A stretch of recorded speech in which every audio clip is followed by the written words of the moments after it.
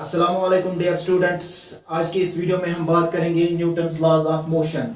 Very very important question है examination point of view के लिए। जो अपकमिंग पेपर फिजिक्स आने वाला है क्लास 11th का, उसमें क्वेश्चन आ सकता है बेटा। क्वेश्चन है Newton's laws of motion. Newton's laws of motion को समझने से पहले बेटा हम यहाँ पर 2 और 3 लाइन्स का मतलब समझते हैं कि फोर्स क्या होता है, व्हाट इज फोर्स। तो बेटा An object does not move without an external agency। एक ऑब्जेक्ट जो होता है वो खुद ब खुद मूव नहीं हो सकता है बिना एक्सटर्नल एजेंसी के। ये एक्सटर्नल एजेंसी का मतलब मैं आपको बाद में समझाता हूं। Which changes the state of the object। जो ऑब्जेक्ट की जो स्टेट है उसको चेंज कर सकता है। इसका मतलब इट मीन्स सम पुल और push is required to put the object in motion. या तो हमें पुल की जरूरत होगी या तो पुश की जरूरत होगी, ताकि वो जो ऑब्जेक्ट है या तो वो मोशन में आएगा या तो स्टेट ऑफ रेस्ट में आएगा। तो द पुल और पुश इज कॉल्ड फोर्स। इसी पुल और पुश को हम बेटा क्या बोलते हैं? फोर्स बोलते हैं। अब उसके बाद बेटा न्यूटन ने क्या किया? Newton extend the views of Galileo. जो गैलीलियो के व्यूज जो थे उनको एक्सटेंड किया है न्यूटन ने, और उसने क्या किया है?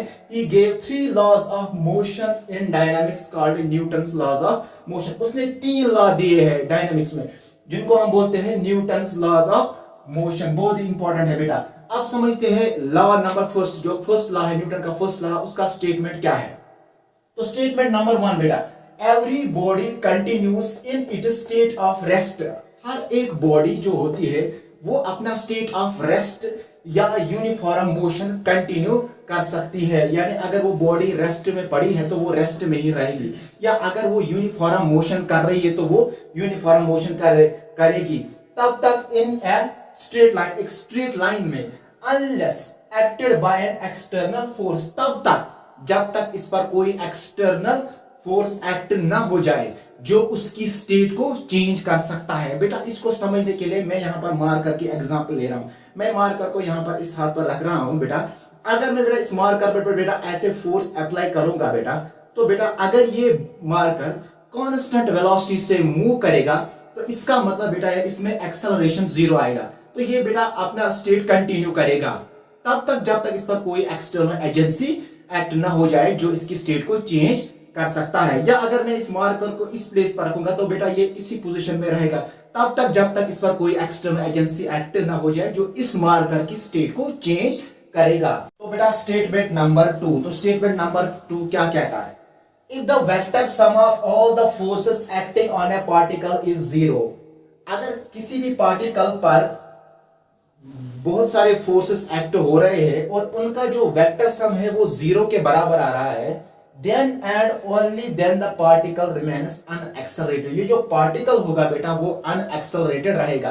अनएक्सेलरेटेड का मतलब होता है या तो वो पार्टिकल रेस्ट में रहेगा या तो वो पार्टिकल कांस्टेंट वेलोसिटी से मूव करेगा। इस को समझने के लिए हम यहाँ पर एक एग्जांपल ले रहे हैं। एग्जांपल है, if a ball is at stationary on the ground. अगर बॉल ग्राउंड पर पड़ी है, वो स्टेशनरी में रेस्ट में है ऑन द ग्राउंड, उसकी वेलोसिटी जो होगी वो 0 होगी। Then v is equal to 0। और and if a ball moves with constant velocity, अगर बॉल कांस्टेंट वेलोसिटी से मूव करेगी, then acceleration is equal to 0। उसका जो एक्सेलरेशन होगा वो 0 के बराबर आएगा।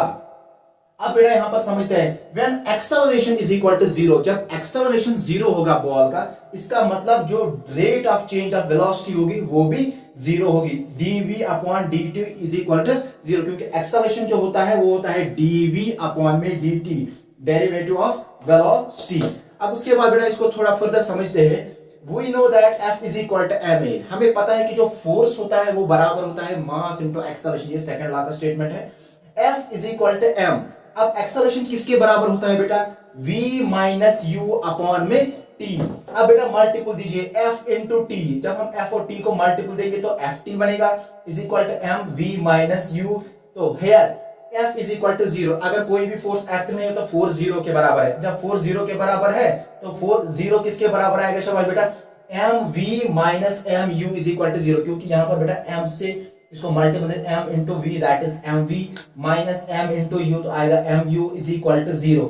तो बेटा अगर इसको ट्रांसपोज करेंगे तो M V is equal to M U, M से एम बेटा cancel, v is equal to U. तो यहां पर हमें बेटा आएगा जो पार्टिकल की इनिशियल वेलोसिटी होगी वही पार्टिकल की फाइनल वेलोसिटी होगी, क्योंकि जो पार्टिकल है बेटा वो कांस्टेंट वेलोसिटी से मूव कर रहा है। बेटा अगर ये फर्स्ट लॉ आपको अच्छी से समझ में आया है तो बेटा इसको आप पढ़ के जाए, ये बहुत ही इंपॉर्टेंट है क्योंकि एग्जाम में बेटा आपको ये स्टेटमेंट सारा लिखना है, तभी आपको बेटा मार्क्स अच्छे मिलेंगे एग्जाम में। अगर आपको ये वीडियो मेरा पसंद आया है तो मेरी चैनल को ज़्यादा से ज़्यादा सब्सक्राइब कीजिए और इस वीडियो को ज़्यादा से ज़्यादा शेयर कीजिए।